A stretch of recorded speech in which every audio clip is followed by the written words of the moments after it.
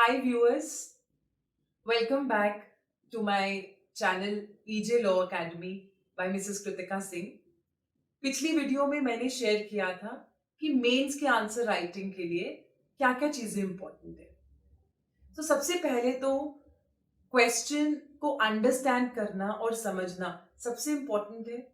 उसके बाद कितने मार्क्स का वो क्वेश्चन है उसको समझना और thirdly once you have understood the question, take a pause of 10 seconds to structure your answer.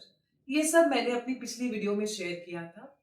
इस वीडियो में मैं शेयर करूंगी कि आपने अपने आंसर को स्ट्रक्चर कैसे करना है और स्ट्रक्चर करना क्यों इतना इंपॉर्टेंट है। Once you start structuring your answer, it will bring uniformity in your answers. एक स्टैंडर्ड पैटर्न जो है वो एग्जामिनर को दिखता है, क्योंकि कभी-कभी क्या होता है कि बच्चे जब अपना आंसर लिखते हैं तो कई आंसर्स इतने लंबे होते हैं और कई आंसर्स इतने शॉर्ट होते हैं, तो so they lack uniformity. Once you start structuring your answers, आपके सारे आंसर्स में एक यूनिफॉर्म पैटर्न जो है वो क्रिएट हो जाता है। तो स्ट्रक्चर कैसे करें?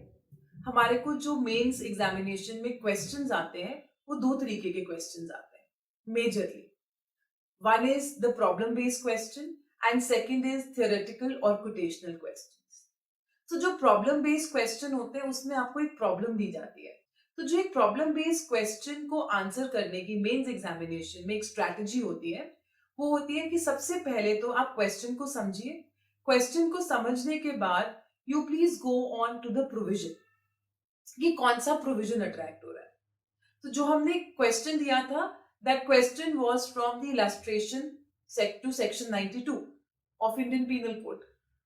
तो आपने जब एक बारी प्रोविजन आइडेंटिफाई कर दिया है, start writing your answer with the policy.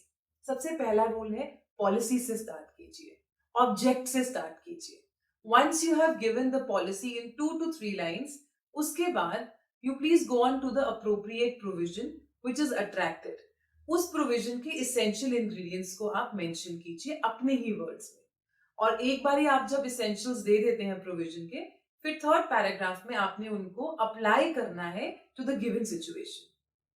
और जब आप अप्लाई करेंगे उन इसेंशियल इंग्रेडिएंट्स को, फिर आप उसके बाद कंक्लूजन देंगे कि या तो फेवर में अफर्म करेंगे या फिर negative, and then you are going to ultimately conclude your answers.